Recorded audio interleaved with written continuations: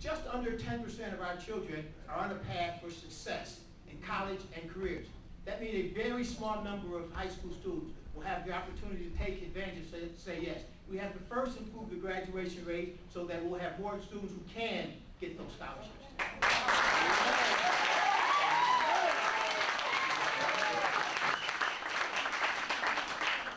Next question from the panel, and the first person to answer that will be Mr. Rodriguez. Whenever a violent or traumatic event takes place in suburban cities, a crisis intervention team is immediately there to console the students. But Buffalo students are exposed to violence much more frequently. What program could a mayor implement in order to help the students cope with such events? Well, you know, that's quite interesting because there is a lot of crime, a lot of violence in this city. We're now the 11th, can you hear me? Am I being heard? Okay. We're now the 11th most dangerous city in America, you know, and homicides went up 40% last year. The year prior, shootings went up 70%. So anything we can do to provide counselors to ensure that these kids are being assisted in terms of mental stress. There are certainly situations with PTSD that may form on that basis. There are kids that are growing up without parents, and they need support from the administration. So, you know, to answer that question directly, I would say anything that really supports in terms of their mental health, the children in terms of what they're exposed to in violence. We have a lot of violence in the city, so we need to make sure we address that. Thank you. Mr. Tobin. Thank you for the question, Brittany. It's interesting that in the city of Buffalo, we've become so immune to the violence that occurs in our city that when there is a homicide, it's usually reported on the second page of the second section of the newspaper. That's not a good statement about how we handle violence. In terms of children in the schools, before I was an FBI agent, I was a social worker. I have a master's degree in social work from the University of Buffalo. And I spent about 8 years as a social worker, providing counseling, various forms of intervention and therapy to children, adults, families, married couples. I know the value of a good, strong counseling program. Look, our children are our greatest treasure. We must do everything we can to protect them, to mold them, to guide them. And we cannot afford to let them be traumatized by incidents that happen, whether it's a homicide or something else. It's incumbent upon us to provide services to them. That's our future, and like Mr. Rodriguez said, I'm in favor of anything and everything that we can do that will help us better ensure the future of our children, thereby ensuring the future of our city.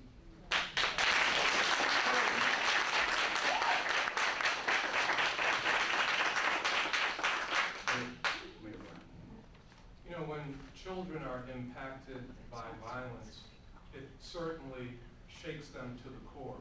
And any crime, any violence is one crime too many. Not only does it hurt the family, it hurts the entire community. What I have tried to do, just recently we announced the Peacemakers program, which will provide gang intervention, which will provide prevention services and counseling to children and families that not only have been the victim of violence, but that are at risk of being perpetrators of violence. We spent over a year, working with this organization, the 6 violence prevention groups in the city of Buffalo, Mad Dads, Back to Basics, Buffalo United Front, Stop the Violence Fathers, and No More Tears, as well as the Karen Klimzak Center, the Western New York Peace Center, Voice Buffalo, 1199, SEIU, and other organizations to develop a national model. We looked at best practices in Providence, Rhode Island, in Boston, Massachusetts, and in Stockton, California. And over a year's period of time, we developed this program. We put the funding in place. The city has made a $200,000, $100,000 this year, $100,000 next year to fund that program to do just that, to get into the trenches, to get into the community, to go to the homes of those families that have been victimized by violence. I can tell you as mayor, I feel very deeply the violence that affects some families. I'm the one that gets those calls in the middle of the night. I go to the hospital room. I sit with families. So I know it firsthand. I know the pain that families feel. So we have put that program in place, which I feel is going to make a difference. The other thing I would close with is that Mr. Rodriguez's statistics on crime are just absolutely false. Violent crime with shootings has gone down by almost 40% from last year to the same period of time this year. Crime overall is down 7.5% from last year to the same period of time this year, and there are less homicides this year than the same period of time last year.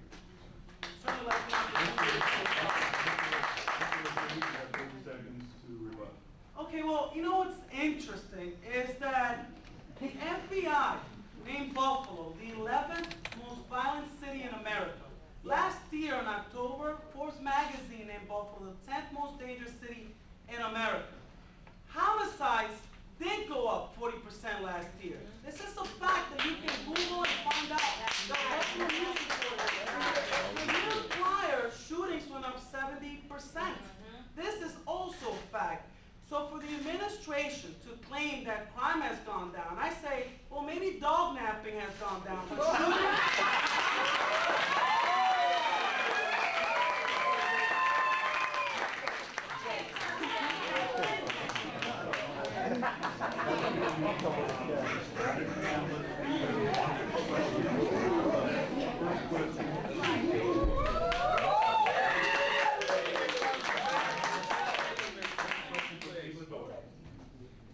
Thank you.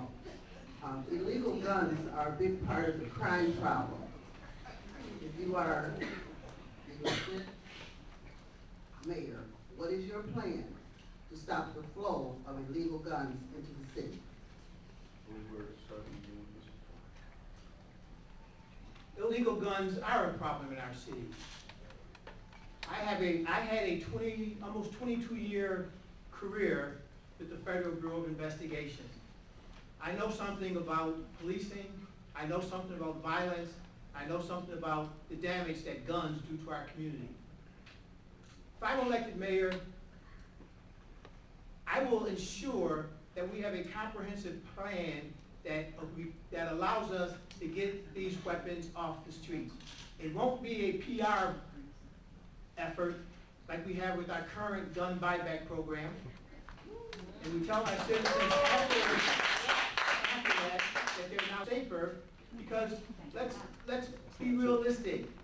No criminal is going to turn in his gun or her gun to the police when they can get much more money for it on the street. Secondly, many of the guns that have been removed, the 11,000 that Mr. Brown talks about haven't been removed, many of them are guns that are inoperable, that don't work. They're not the guns that are killing our people in our community. Those are the guns that we get out. I would have a program where it's not a once-a-year gun buyback. It'll be an everyday event where you can turn in weapons. However, there's a serious flaw with the gun buyback program that we have now. It's a no questions asked program. I understand the value of that. However, as a law enforcement professional, that makes no sense at all. What happens, I can use a gun tonight to kill somebody and turn it in tomorrow in a gun buyback program where there's no questions asked, and that gun will never be an opportunity to decide if that gun was used by me or someone else in some kind of a criminal activity. So a gun buyback program as it currently exists in the city of Buffalo is strictly a PR stunt. It's not something that we wouldn't necessarily do, but I would have something where we would be effective, where we remove those guns that are being used to kill our people. This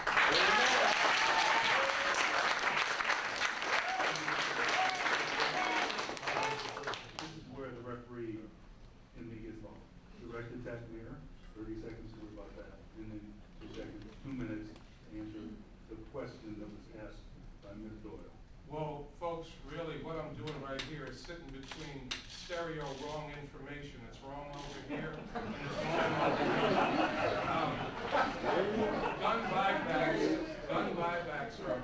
practice that have been used in cities all across the country. Now, Mr. Talbert, as a law enforcement professional, knows that. And he said, you heard when he spoke, he said, it isn't something that we wouldn't necessarily use. So he's speaking out of both sides of his mouth there. We have taken over 4,500 guns off the streets in the gun buybacks. Some of them were Uzis, some of them were AK-47s. Those were guns that were probably used on the streets of the city of Buffalo. And if that gun buyback took one gun off the street that could have been used to take a life of an innocent citizen, then it was worth every penny of it.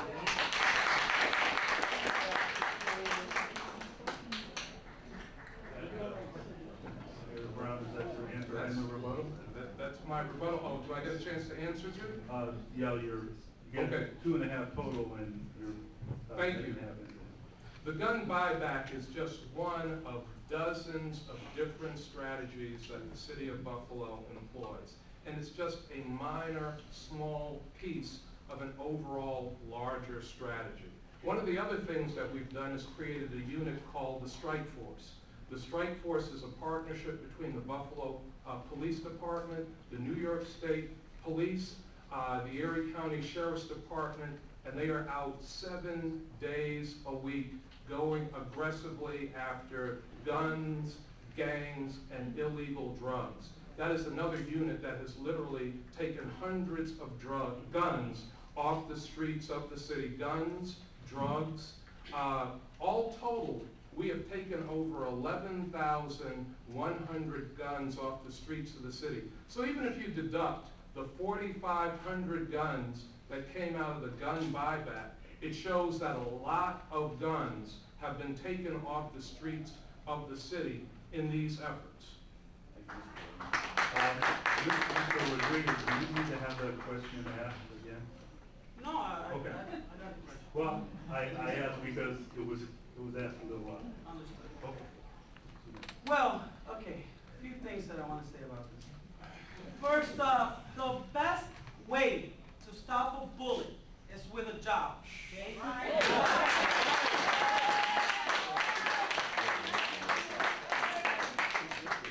You know what, this gun buyback program, it's a feel-good program, right? It makes you feel good inside because you're taking weapons, removing them from the streets, and it makes you feel nice, don't it? But it's not effective. It hasn't been proven effective. Shootings have continued to increase. Homicides have gone up. And the model, it's a little bit misdirected. We have, I'm still speaking, man. We have criminals turning in weapons, illegal, that they may have used for some other criminal activities. And we as a city are paying them to remove evidence from the streets. What logic does it make any sense to turn in a weapon and then destroy all the evidence, not utilize this evidence to solve any other past crimes? So it's a flawed program. What we do need and what is effective in removing crime and weapons off the streets is having police officers walking the beats, getting to know people, not only coming around when they're ready to put somebody's uncle and father in jail. They need to get involved. They need to get to know us, especially when 63% of the police force lives outside of the city. You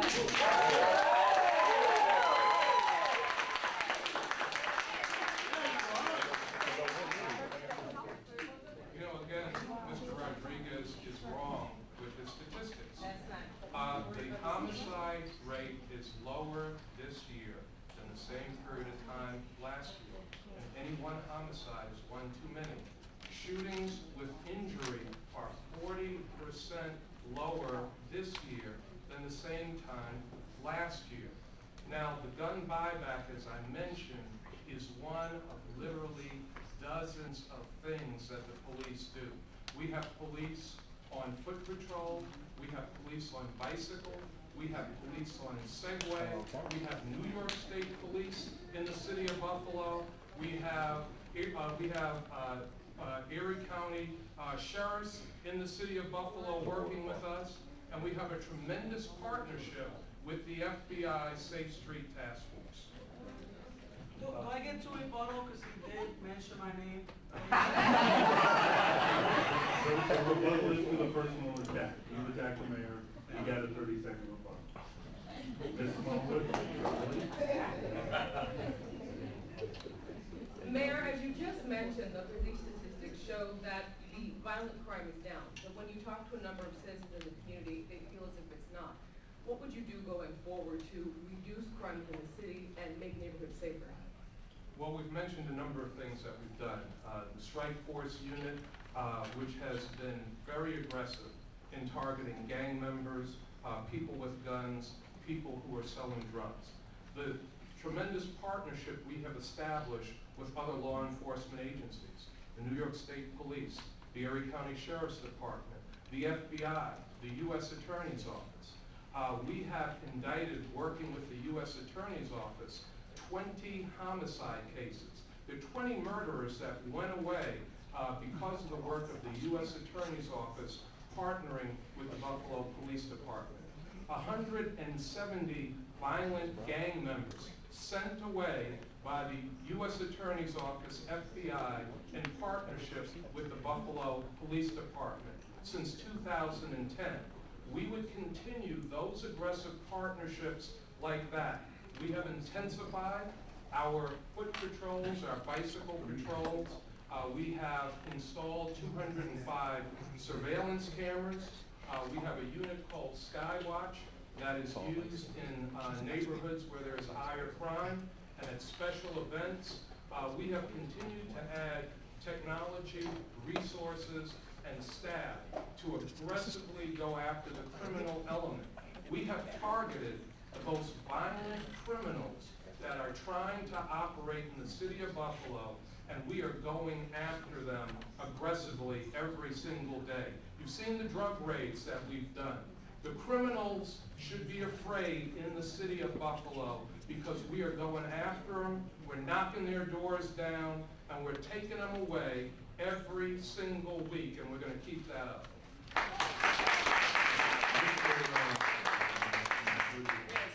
Well, you know what, it sounds like we're gonna have to go back and forth about these statistics, but a Buffalo News article published December 31st clearly states this past year ended with 50 homicides, an increase of 40% from the previous years.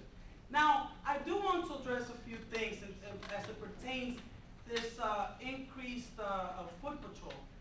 Ask any resident living in the city of Buffalo, when was the last time that you saw a police officer walking on the street? I've lived 10 years on my street, and I've never once seen a police officer walking me. Now, let's go to this camera, right? We have cameras on corners, on poles, and all that good stuff. Another feel-good stuff. Here's what it does, folks. You have crime go from one corner to the other. That's all it does. It doesn't do anything to take crime out of the streets. We don't have any crime prevention programs. We spent $11 million last year in overtime for the police force. Now, did you know that with that $11 million, we could have hired 200 police officers making a salary of $55,000 that we can have out in the streets serving our community. So the current strategy doesn't work. The administration is out of touch with the realities that residents are facing in the city of Buffalo. I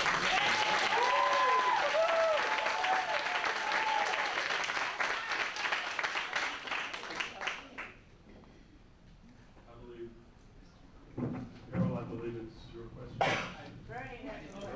I'm sorry. Quite all right. We definitely need to make some changes when it comes to how we fight crime here in the city of Buffalo. Mr. Brown mentioned that they've hired additional police officers as one step the city has taken. It was reported in the Buffalo News about a month ago and attributed to the administration that they've hired 225 police officers since the Brown administration came on board. But they failed to mention, but they lost almost 260 police officers through attrition, which results in a net negative number of police officers in the Buffalo Police Department. All right. I've spoken to the Buffalo police officers. As you know, the PBA, the police union, they've endorsed me. And one of the things that they say to me, which is very disheartening, is that in their endorsement, they said crime is rampant in the city of Buffalo. So for those of you who believe that it's gone down and there's not an issue, you need to reconsider, rethink that. But one of the things they tell me is that all crime isn't being reported. And it's really not being reported because of the cumbersome process we have in the police department. Officers are failing to report crime. They're calling into the station on the radio, advising and not reporting the crime because it takes them out of the process for as much as an hour and a half. I would increase foot patrol. I don't see those additional police officers walking the street. In addition to increasing foot patrol, we have to train our police officers, give them proper training. The Buffalo Police Department is woefully inadequate in their training. We have to do better. I would also ensure that we give them the equipment they need to do the job. Cars have not been purchased. Officers are driving cars that have mileage that's above the industry standard. How can we expect them to do the job when they don't have the proper training and the equipment? Would you send a doctor into the operating room without a scalpel, or without the tools they needed? You shouldn't put the police officer on the street.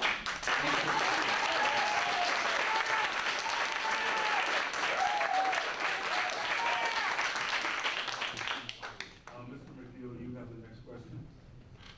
Many youth in the city do not trust the police and vice versa. What would you do to establish a better relationship between inner city youth and the police department? Who's that one? Mr. Rodriguez. Well, you know what?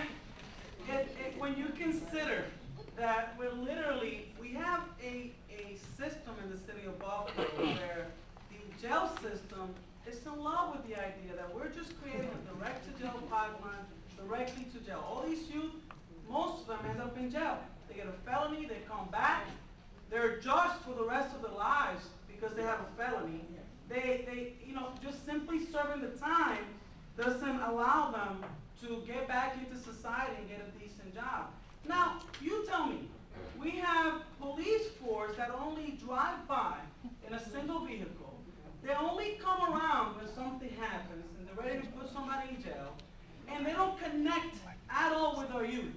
I don't see police officers walking the streets and saying, "Hi, I'm Officer Smith. I'm here at your service. Anything I can do to serve you, anything I should know, please let me know. You'll see me here tomorrow walking the beat and the day after." So there's a barrier.